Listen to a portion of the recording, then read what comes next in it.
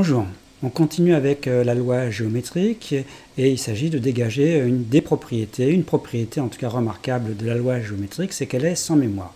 Alors je rappelle déjà ce qu'est la loi géométrique de paramètres petit p.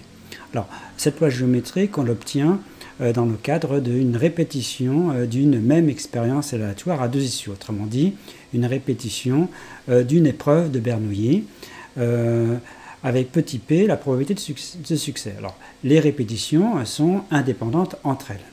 Et je rappelle que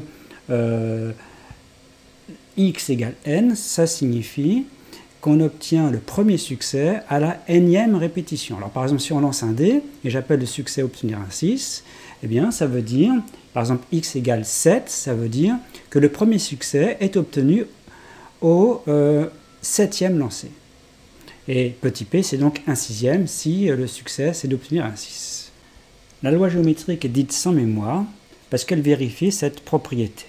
La probabilité de cet événement, sachant celui-ci, alors n et m sont deux entiers naturels non nuls, eh bien cette probabilité ne dépend pas de n. Quelle que soit la valeur de n, c'est la même chose. Donc par exemple, si on prend n égale 0, eh bien c'est la même chose que la probabilité que x soit strictement supérieur à m. Alors on peut le traduire autrement, parce que si on prend comme en fait l'univers x supérieur strictement à n, eh bien, avec la loi des nœuds, on en déduit de la même façon la probabilité que x soit inférieur ou égal à n plus m, sachant que x est strictement plus grand que n, eh bien, c'est la même chose que la probabilité que x soit inférieur ou égal à m.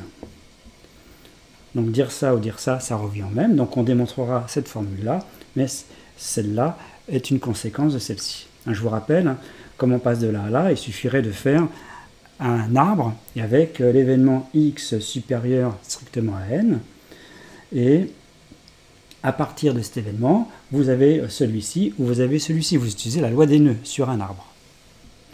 Alors, que signifie cette formule-là? Eh bien, je fais un petit dessin. Donc, vous avez donc, ici les épreuves de Bernoulli qui sont répétées. Hein. Donc, première répétition, c'est-à-dire première épreuve, deuxième épreuve, etc. Bon, vous rappelez ici, x égale n, ça veut dire qu'on obtient le premier succès à la nème épreuve, à la nème répétition. Eh bien, que signifie cette formule? Ça signifie que quel que soit le nombre d'échecs qu'on a obtenu au début, imaginez qu'on ait obtenu n échecs ici. Ça, c'est la signification de ça. Hein, dire que x est strictement supérieur à n, c'est-à-dire que le premier succès est après. Donc, ça veut dire qu'on a eu déjà ici que des échecs. Eh bien, la probabilité, par exemple, d'avoir le succès juste après, ici, c'est la même chose que, donc ici, je prends ici m égale 1, bah, c'est la même chose que la probabilité d'avoir le succès la première fois. Alors, on le sait, parce que la probabilité d'avoir un succès, comme c'est une épreuve de Bernoulli qui est répétée de façon indépendante, c'est toujours un sixième dans le cas du lancer de dés, dans le cas du succès, obtenir un 6. Donc, qu'on ait eu 1, 2, 3, n échecs auparavant, ce sera toujours un sixième d'avoir un 6 la fois d'après. Et si je prends ici m égale 2, hein, quel que soit le nombre d'échecs obtenus ici auparavant, la probabilité d'obtenir le premier succès les deux épreuves suivantes, les deux répétitions suivantes, c'est la même chose que d'obtenir le premier succès les deux premières fois. Donc ça ne dépend pas du nombre d'échecs obtenus auparavant. En fait, c'est sans mémoire parce que ça ne donne pas de renseignements, on ne mémorise pas en quelque sorte. Le fait d'obtenir des échecs, ça ne donne pas plus de chances d'obtenir le succès après. Alors, un exemple simple, hein, toujours avec le lancer de dés, hein, comme épreuve de Bernoulli, la probabilité de succès 1 sixième, c'est obtenir un 6. On sait que les 5 premiers lancés, on n'a pas eu de 6. Quelle est la probabilité d'obtenir le 6 au plus tard le 8e lancé, sachant que déjà les 5 premiers, on n'a pas obtenu de 6. Eh bien, ça se traduit comme ça. Sachant que les 5 premiers lancés, on a obtenu de 6, ça veut dire que x est supérieur à 5. Quelle est la probabilité que x soit donc inférieur ou égal à 8 au plus tard au 8e lancé, c'est-à-dire soit le 6e, soit le 7e, soit le 8e. Et ça, on sait, comme c'est sans mémoire, on applique la formule, ça c'est 5 plus 3, donc c'est la même chose que la probabilité que x soit inférieur ou égal à 3. C'est-à-dire c'est grand F de 3, c'est la fonction de répartition, et on sait que ça c'est 1 moins q puissance 3, c'est-à-dire 1 moins 5 sixième puissance 3. Donc on utilise le fait que c'est sans mémoire pour avoir une proba conditionnelle. Alors il faut maintenant démontrer cette formule de loi sans mémoire. Alors la démonstration en fait est très simple, puisque en fait ça s'appuie sur cette formule-là qu'on a vu dans l'autre vidéo. Eh bien on veut déterminer la probabilité que x soit supérieur à n plus m, sachant que x est strictement plus grand que n. Donc là vous avez la probabilité de A, sachant B. Ici il s'agit d'événements. Bon, il faudrait que je mette comme ça pour bien montrer qu'il s'agit d'événements. Alors vous rappelez la définition d'une probabilité conditionnelle, c'est la probabilité d'intersection, donc ça inter ça. Alors c'est quoi l'intersection de cet événement? Donc vous avez ici n, et vous avez ici n plus m, parce que je vous rappelle que m, n et m sont des entiers naturels non nuls. Donc x strictement supérieur à n plus m, c'est ici, et x strictement supérieur à n, c'est ici. Donc vous voyez bien que l'intersection, c'est ça. Donc ça donne probabilité d'intersection, donc l'intersection, c'est x strictement supérieur à n plus m, divisé par la probabilité de ça. La probabilité de A sachant B, c'est la probabilité de A inter B divisée par la probabilité de B. Bon, bah une fois qu'on a ça, on applique cette formule-là. Donc ça donne, ici, ce qui roule de A, c'est n plus m, donc ça donne q puissance n plus m, divisé par, ici, q puissance n. Q puissance n plus m, c'est q puissance n fois q puissance m. Donc vous voyez bien qu'on peut simplifier par q puissance n, donc il nous reste q puissance m.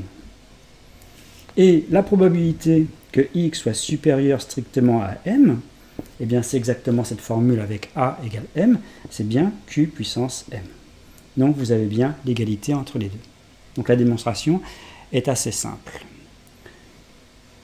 Alors on utilisera les lois géométriques dans le cadre par exemple des durées de vie ou des temps d'attente.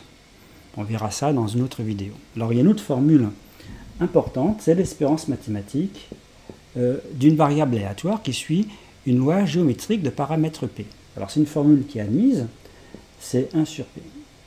1 sur P, où P c'est donc la probabilité de succès de l'épreuve de Bernoulli. Alors par exemple, si je reprends le lancer de dés et j'appelle le succès obtenir un 6, petit p c'est un sixième. Donc l'espérance mathématique c'est 6. Donc ça veut dire quoi que l'espérance mathématique aussi? C'est-à-dire que c'est une sorte de moyenne. C'est-à-dire que si en fait on répète de très nombreuses fois, c'est-à-dire qu'on lance le dé plusieurs fois, puis on compte, on regarde la première fois qu'on a le succès. Voilà, j'ai obtenu le premier succès la deuxième fois. 2. Je répète, j'ai obtenu le premier succès la 7e épreuve, 7. Et je fais ça de très nombreuses fois. Très nombreuses fois. Je fais la moyenne de ça. La moyenne du nombre d'épreuves nécessaires pour avoir un premier succès. Eh bien, en faisant la moyenne, ça va être proche de 6. Donc 6, en quelque sorte, correspond en fait au nombre moyen de lancers nécessaires pour avoir un succès, pour avoir le premier succès. Alors, il y a des exercices où on donne l'espérance mathématique, et si on donne l'espérance mathématique, donc du coup on en déduit P, puisqu'en fait ces deux nombres sont inverses. L'espérance mathématique de x et P sont inverses. Alors, un exemple, bon, c'est justement le temps d'attente. Imaginez que vous soyez dans un guichet, et vous regardez chaque minute, donc ici la variable aléatoire c'est le nombre de minutes que vous devez attendre pour être appelé. Donc la première minute, soit vous êtes appelé, soit vous n'êtes pas appelé, au guichet, etc. Eh bien, on peut supposer que grand X est une loi géométrique. Alors, vous ne connaissez pas le paramètre, mais on vous dit le temps moyen d'attente est de 8 minutes. Temps moyen d'attente, 8 minutes, ça veut dire qu'il faut attendre 8 minutes, c'est la 8e minute où, en moyenne, vous êtes appelé au guichet. Dire que c'est 8 minutes, c'est-à-dire que E de X, c'est 8. Et dans ce cas-là, ça veut dire que P, c'est 1/8. Alors ça veut dire quoi que P c'est 1/8? Ça veut dire chaque minute, vous avez une chance sur 8 d'être appelé au guichet.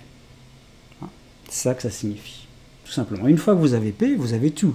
Hein, vous pouvez avoir la probabilité d'attendre plus de 10 minutes, la probabilité d'attendre 15 minutes, sachant que vous avez déjà attendu 6 minutes. Tout ça, ça utilise les formules précédentes. Donc on peut vous donner l'espérance mathématique et vous en déduisez automatiquement le paramètre P.